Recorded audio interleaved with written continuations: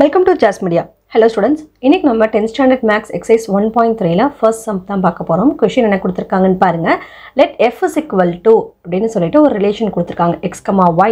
x, yங்கிறது natural numberல belongs to n ன்னு கொடுத்திருக்காங்க. n னா natural number and y is equal to 2x ன்னு கொடுத்துட்டாங்க. இது ஒரு ரிலேஷன்னு சொல்லிட்டாங்க. என்ன நம்மள கேக்குறாங்க? Find the domain, codomain, range. இது மூணுத்தையும் நம்ம கண்டுபிடிக்கணும். domain, codomain, range இந்த மூணும் கண்டுபிடிக்கணும். Is this relation a function? இது வந்துட்டு ஃபங்க்ஷனா, இந்த ரிலேஷன் வந்துட்டு ஃபங்க்ஷனானும் கேக்குறாங்க. சோ நாலு விஷயங்கள் நம்ம இந்த क्वेश्चनல கண்டுபிடிக்க வேண்டியது இருக்குது. சரிங்களா? ஃபர்ஸ்ட் domain, codomain நம்ம கண்டுபிடிக்கிறதுக்கு arrow diagram போட்டுக்கலாம்.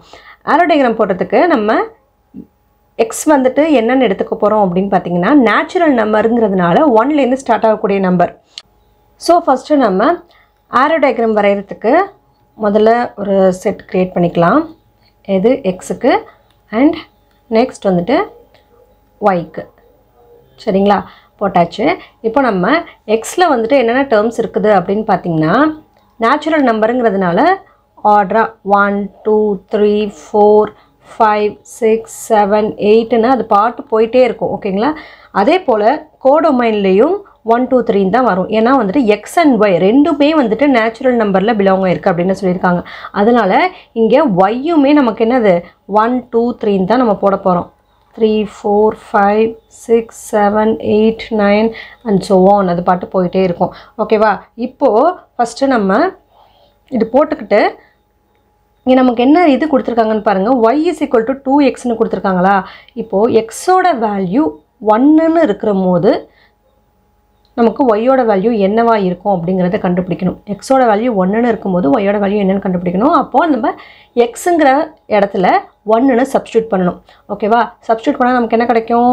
y is equal to 2 into 1 equal to 2. அதே x ஓட வேல்யூ 2 ன்னு இருக்கும்போது என்ன கிடைக்கும்?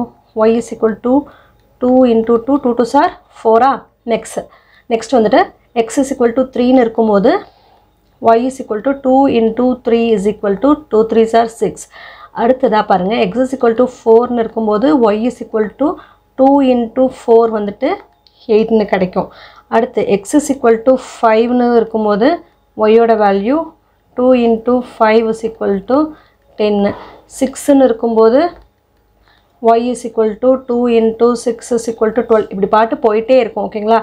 சோ நம்ம இது வரைக்கும் நம்ம எடுத்துக்கிட்டோம். இப்போ நம்ம பேர் பண்ணீங்கனா எப்படி கிடைக்குதுன்னு பாருங்க. இங்க x ஓட வேல்யூ 1 ன்னு இருக்கும்போது உங்களுக்கு என்ன கிடைச்சிருக்கு? 2 ன்னு கிடைச்சிருக்கா? அப்போ 1 ல இருந்து 2 க்கு நம்ம பேர் பண்ணனும். சரியா? அடுத்து 2 க்கு 4 பண்ணியாச்சு. நெக்ஸ்ட் 3 க்கு 6. நெக்ஸ்ட் பாருங்க 4 க்கு 8 5 க்கு 10.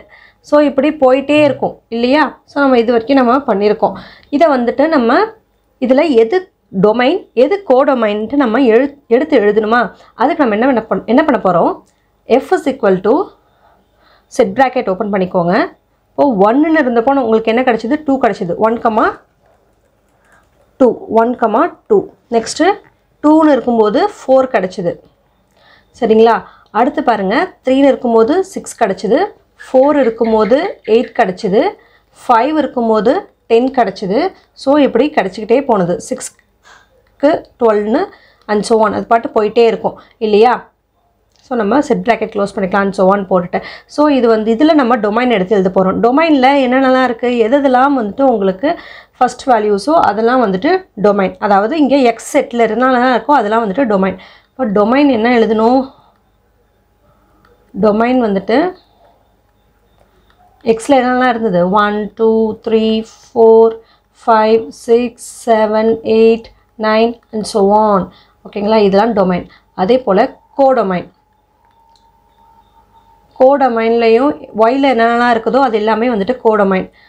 கோடொமைன்லயும் நேச்சுரல் நம்பர் தான் வரும். அதே தான் வரும். y ஓட வேல்யூ 1 2 3 4 5 6 7 8 9.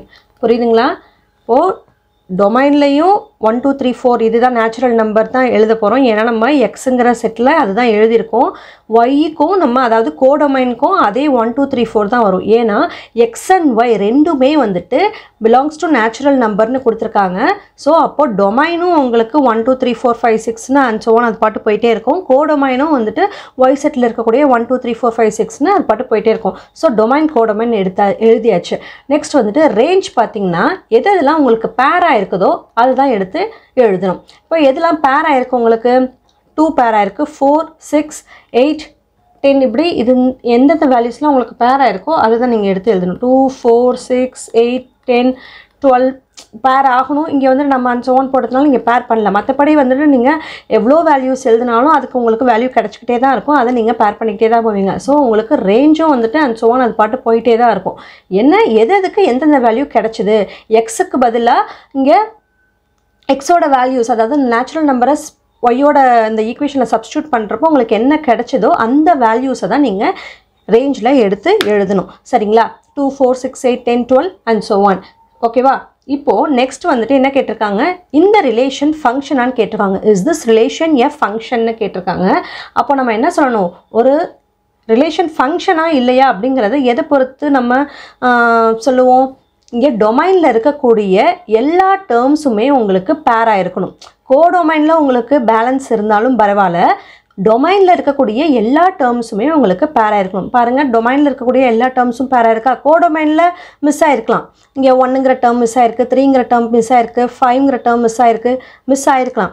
இதே போல் ஆனால் எக்ஸ் செட்டில் இருக்கக்கூடிய எந்த வேல்யூஸுமே மிஸ் ஆகக்கூடாது, எல்லாமே பேராக இருக்கணும். அப்படி இருந்தால் தான் வந்துட்டு நீங்கள் ஒரு ரிலேஷனை ஃபங்க்ஷன்னு சொல்லலாம். ஸோ அதை நீங்கள் எப்படி எழுதலாம், ஆல் எக்ஸ் இன்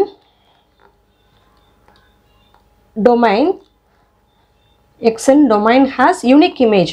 எக்ஸில் இருக்கக்கூடிய எல்லா வேல்யூஸ்க்கும் இந்த டொமைனில் இருக்கக்கூடிய எல்லா வேல்யூஸ்க்குமே என்ன இருக்குது, யூனிக்கான இமேஜஸ் இருக்குது. யூனிக் இமேஜஸ் இன் y. ஓகேவா? So therefore it is a function. ஓகேங்களா? ஃபங்க்ஷன்னா என்ன, டொமைனில் இருக்கக்கூடிய எல்லா வேல்யூஸ்க்குமே உங்களுக்கு யூனிக்கான இமேஜஸ் இருக்கணும், அதாவது எல்லாமே பேராக இருக்கணும். அப்படி இருந்தால் தான் அது வந்துட்டு ஃபங்க்ஷன். இங்கே பாருங்கள், எக்ஸில் இருக்கக்கூடிய எல்லாமே வந்துட்டு பேராக இருக்குதா? ஸோ இது வந்துட்டு ஃபங்க்ஷன். அவ்வளோதான் இந்த ஃபர்ஸ்ட் சம். ஸோ இந்த வீடியோ உங்களுக்கு யூஸ்ஃபுல்லாக இருக்கும்னு நினைக்கிறேன். இந்த வீடியோ யூஸ்ஃபுல்லாக இருந்ததுன்னா உங்கள் ஃப்ரெண்ட்ஸ்க்கு ஷேர் பண்ணுங்கள், லைக் பண்ணுங்கள், மறக்காமல் ஜாஸ் மீடியாவை சப்ஸ்கிரைப் பண்ணுங்கள். தேங்க்ஸ் ஃபார் வாட்சிங்.